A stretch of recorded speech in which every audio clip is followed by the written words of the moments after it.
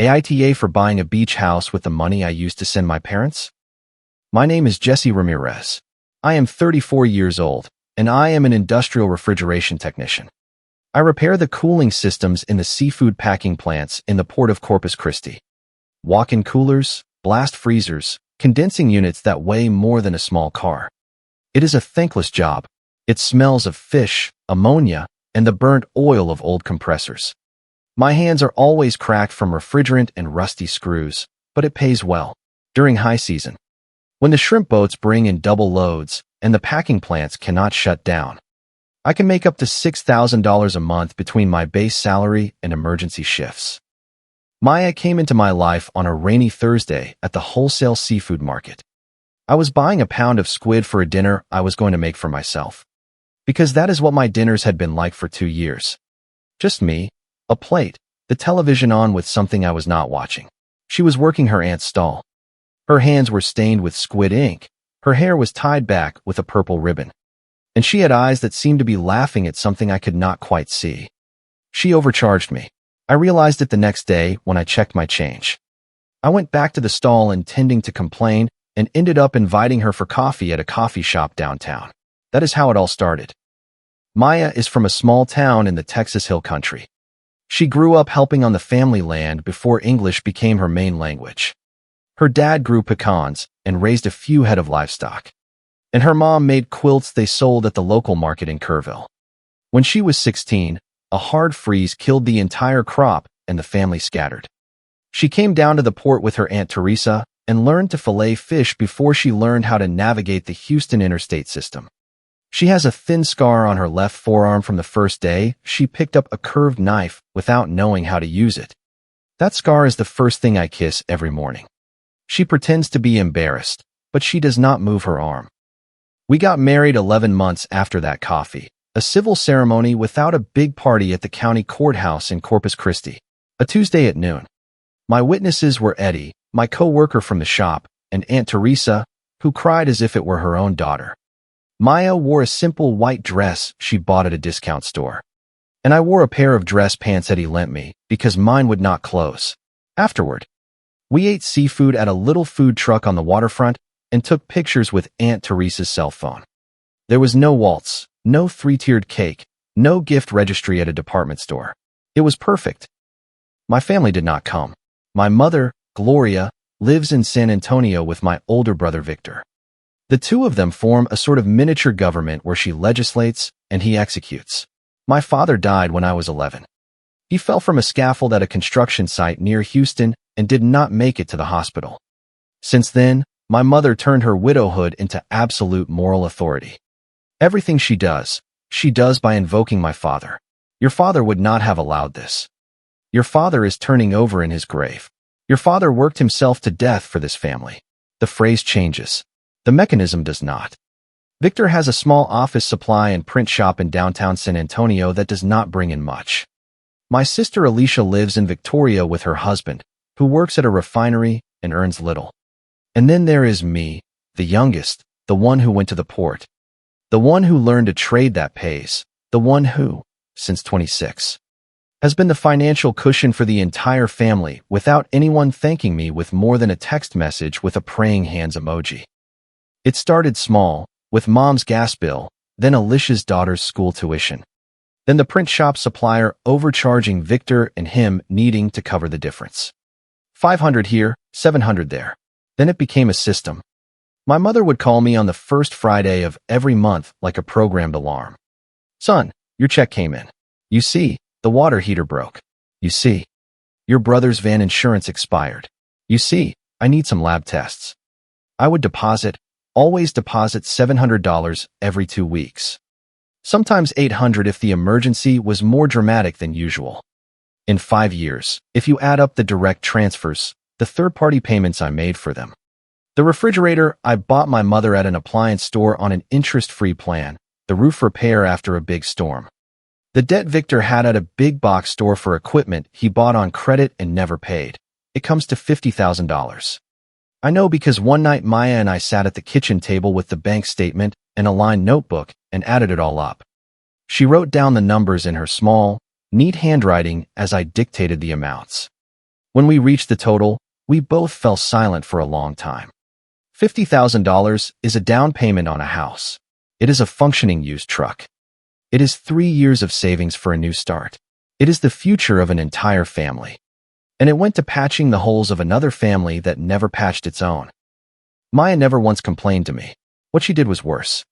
She would look at me with those eyes that held a sad sort of laughter and say things like, "We will get through this," or "Do not worry, I will stretch the budget." She cooked with whatever we had, mended clothes instead of buying new ones. She took the bus to the market at 5 in the morning to get there before the sun turned the stall into an oven. When I told her that one day we would have our own house near the sea, she would smile and say, "Yes, someday," in the same voice kids use when you promise them something they know is not going to happen. The first time my mother met Maya was at a Mother's Day lunch in San Antonio. I had been talking about her on the phone for months, describing her, telling her how we met. My mother would listen and make neutral sounds. That is nice, son. When we got to the house, Maya brought a bouquet of flowers she bought on the way and a loaf of fresh bread her aunt had sent her.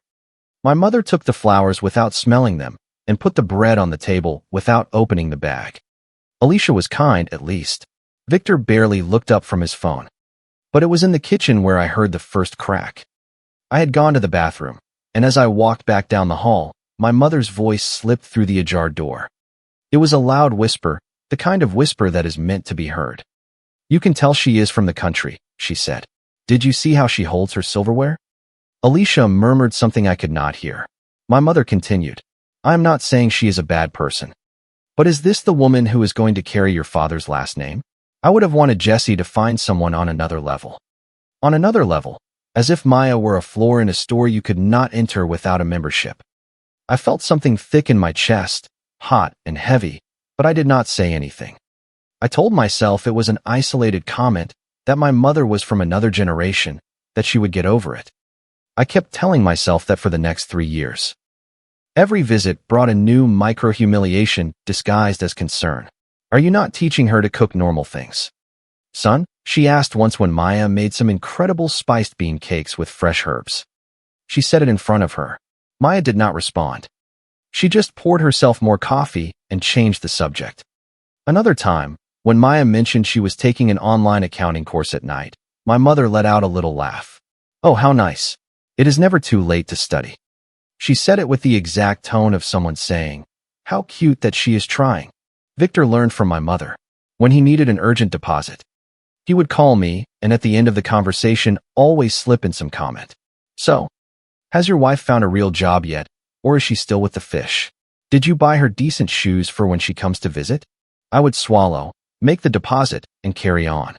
The money and the contempt were the same thing. But I kept them separate in my head as if they were different problems. One drawer for finances, another for emotions.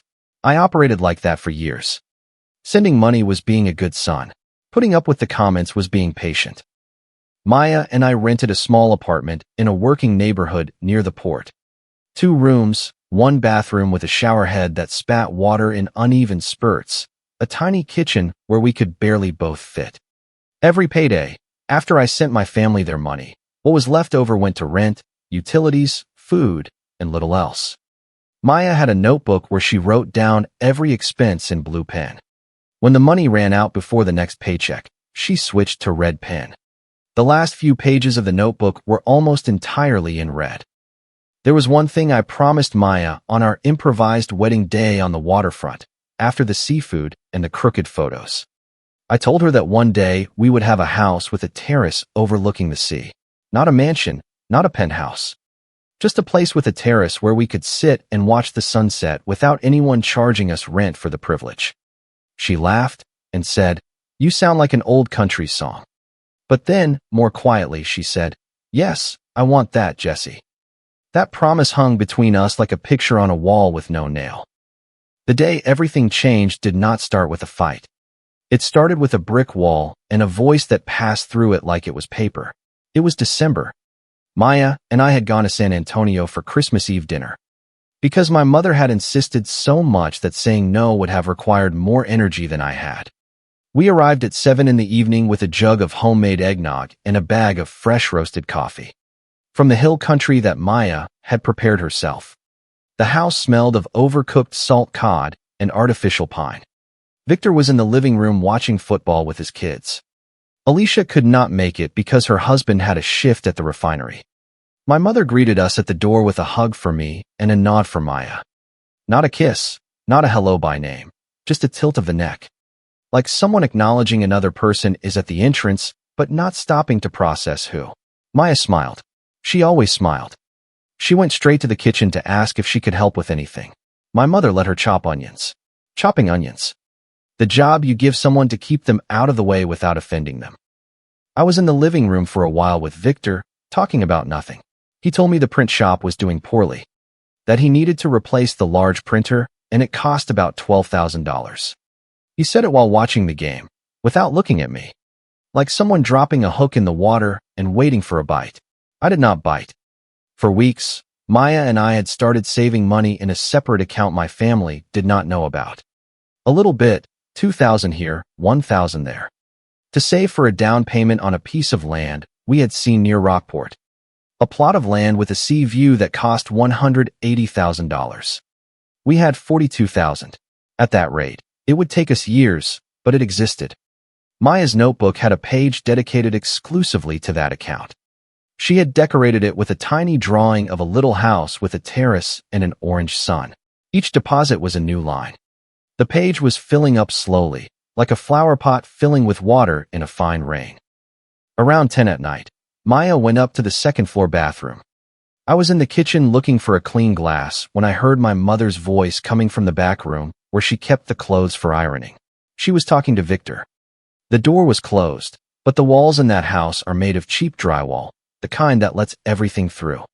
I already told him that country girl does not sit at my table, my mother said, with that firm, low tone she used when she had already made a decision and was just informing others. Victor replied something like, "Come on, Mom, do not start." But she went on, "It is just that she is not one of us." Victor, I do not care if Jessie is infatuated. That girl comes from the hills. She cannot even speak properly. And I have to seat her at your father's table as if she were family. She paused, and the silence felt like a taut spring. As long as he keeps sending the money, well, what can I do? I will put up with her. But the day she is no longer useful, that girl does not set foot in my house. I did not move. I had the glass in my hand, and the faucet was running. The water overflowed and soaked my fingers. I did not feel it. What I did feel was a sound behind me, a soft noise like fabric against the wall.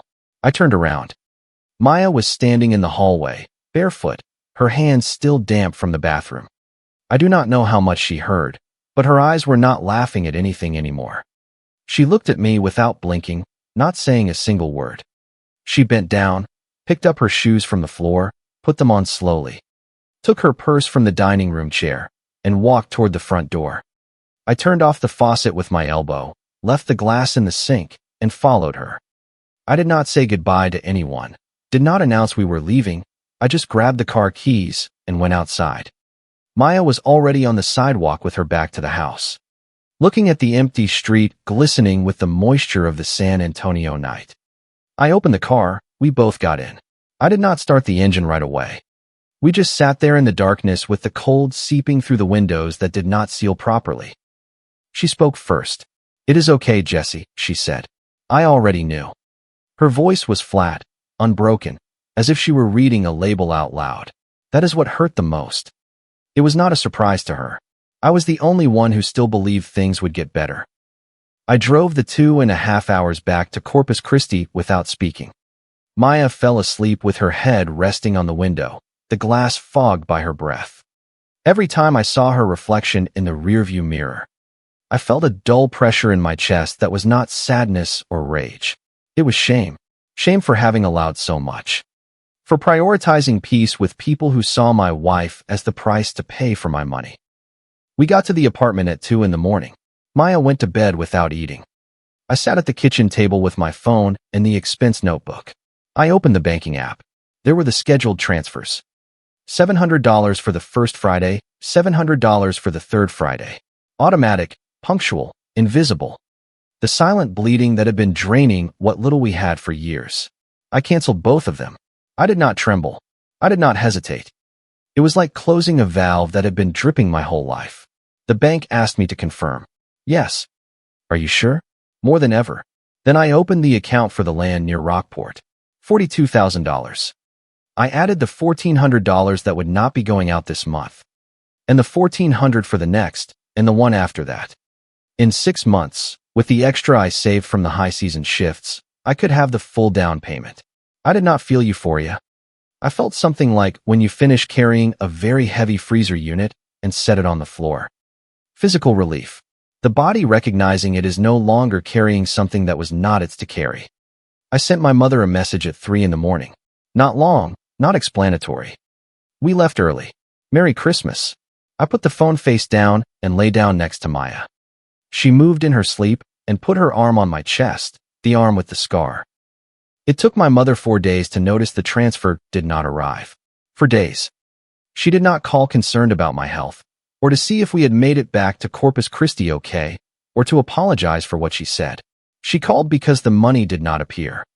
Son, I think there was a mistake at the bank. The deposit did not come through. It was not a mistake, I told her. I canceled it. Silence. Then, a dramatic sigh I had heard 1,000 times. That prelude to manipulation my mother had mastered like an instrument. What do you mean you canceled it? Are you angry about something? I am awake, I said. Which is different. I am not going to keep sending money to a house where my wife is not welcome. Oh, Jesse, do not start with that. I never said that. I heard you. Mother. I was in the kitchen. Maya was in the hallway. We both heard everything. You said she was a country girl who did not deserve to sit at your table and that you would put up with her as long as I sent money. The silence that followed was different. It was not a dramatic pause.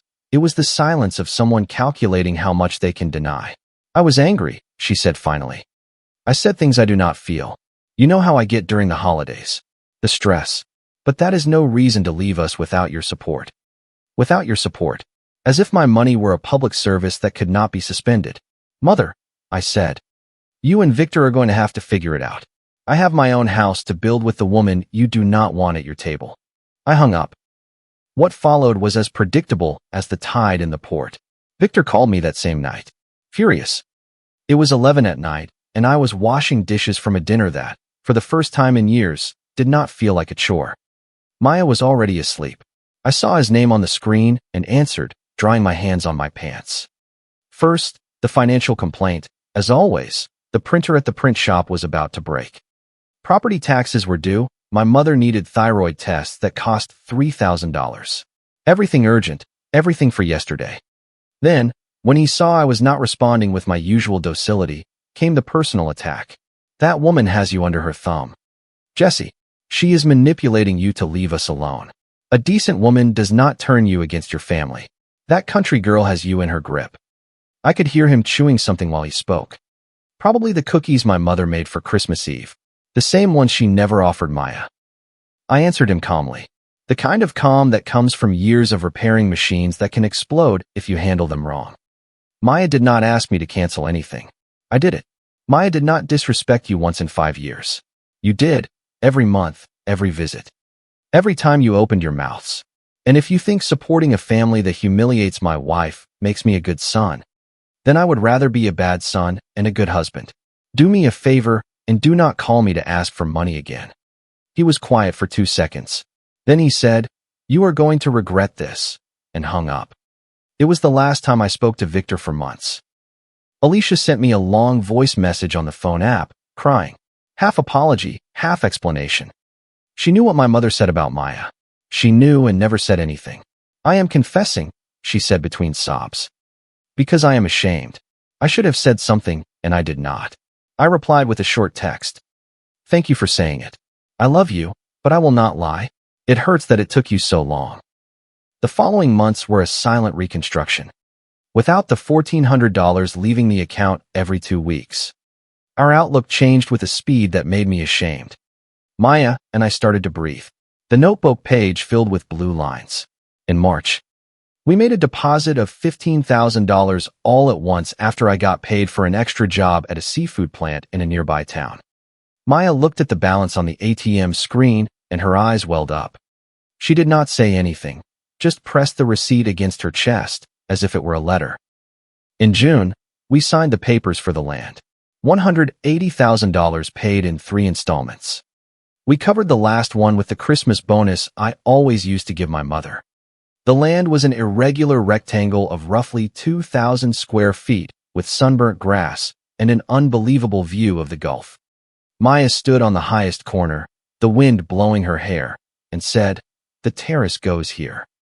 She said it pointing at the air with her finger, as if she could already see the furniture. The potted plants, the clothesline where she would hang her quilts. I started building it myself on weekends. A brother-in-law of Eddie's was a contractor and charged me a low rate if I helped him as his assistant. Maya mixed cement when she was not at the stall. She would come home with her hands smelling of fish and concrete at the same time, with sand stuck in her eyelashes and a smile that did not fit on her face. Sometimes the neighbors would peek from the dirt road and see us hauling cinder blocks at 2 in the afternoon with sweat sticking to our shirts like a second skin. A man who sold cold drinks on the side of the highway gave us fresh drinks every Saturday. I never asked his name. We just called him Old Man Hank. And he would laugh with the few teeth he had left. It took us 8 months to get the walls, the roof, and a functional bathroom. The terrace was the last thing, but it was the first thing we used. The night we finished it, Maya set out 2 plastic chairs she bought at Walmart, opened 2 beers. And we sat and watched the sun sink into the Gulf, leaving an orange stain that lingered and lingered, as if it did not want to leave. "You are not just like an old country song anymore," I told her. "You are the whole song." She laughed with beer in her mouth, and foam came out of her nose. "It is the most beautiful memory I have." My mother came 3 months after we moved in. She did not call. She showed up on a Greyhound bus with a suitcase and swollen eyes. Victor dropped her off at the bus terminal and left without staying. Maya saw her first from the kitchen window. "Your mom's here," she told me, without tone, without judgment, as if saying, "It is raining." I went down. My mother was standing on the dirt sidewalk, looking at the front of the house with an expression I had never seen on her. It was not pride, it was not anger. It was something like not understanding how something came to exist without her permission. "Son," she said, "it has been too long." I let her in, not out of obligation, but because after months of silence, the resentment had transformed into something less sharp but heavier. A distance I no longer felt an urgency to close. She sat in the living room that still smelled of fresh paint. She looked at the walls, the pictures from our wedding on the waterfront, the shelf where Maya kept her plants. "And you paid for this all by yourself?" she asked. "With Maya," I said. "Both of us." She cut expenses, worked double shifts, mixed cement. This house is more hers than anyone's. My mother bit her lip. You could tell she wanted to say something, but the words weighed like stones in her mouth. Finally, I should not have said what I said that night. It just came out. "It did not just come out, Mother. What you think slipped out. That is different." Her face soured as if she had bitten into a lemon. "I am not a bad person, Jesse. Your father and I raised you with values. I am your mother. You deserve my respect, and yes, you deserve my gratitude. But what you do not deserve is to treat my wife like she is a piece of inconvenient furniture that comes with me. Maya is my family. The first. The main one. If you want to be part of our lives, you are going to have to accept that. Not tolerate it. Accept it. They are different things." My mother was quiet for a long time. Maya came in from the kitchen with 2 cups of coffee. She placed one in front of my mother. No resentment, no speech, not trying to prove anything. Just coffee. My mother looked at her as if she were seeing her for the first time. "Thank you," she said. And then, more quietly, "Maya, thank you." Maya nodded. "You are welcome, Mrs. Ramirez. Should I add sugar?" That was it. There was no dramatic hug, no tears, no epic reconciliation. It was a coffee, a name said out loud. An implicit please that floated between the 3 cups on the table. My mother stayed for 2 days. She slept in the spare room that still did not have a door, just a curtain. Before she left, she stood on the terrace and looked at the sea for a while without speaking. She looked so small there, with the wind tangling her gray hair. "It is beautiful," she said. And she left. We never went back to being the family we were before, but we did not want to. What we had before was broken long before it shattered. Now there is something new, smaller, more honest, with rough edges we do not pretend to sand down. My mother calls once in a while. Sometimes she asks for Maya by name. Sometimes a condescending tone slips out, and I stop her in her tracks without raising my voice. Victor and I do not speak. Alicia visits us in the summer with her kids. They like the waves. Recently, on one of those nights when the port heat will not let you sleep and you stay on the terrace watching the lights of the ships on the horizon, Maya asked me something that caught me by surprise. Do you regret anything? I thought about it carefully. Not doing it sooner, I said. Taking so long to see what you already knew. She put her hand on mine. Her scar brushed against my knuckles. You did not take that long, she said. You got here. We stayed there a while longer without talking, listening to the sea that sounded like it was breathing. Our sea, our terrace. Our house that smells of salt water and fresh coffee and paint that has not quite finished drying. None of it would exist if I had kept financing a family that only wanted me as an ATM with a last name. If you liked it, don't forget to leave a comment and support the channel by subscribing. See you in the upcoming stories.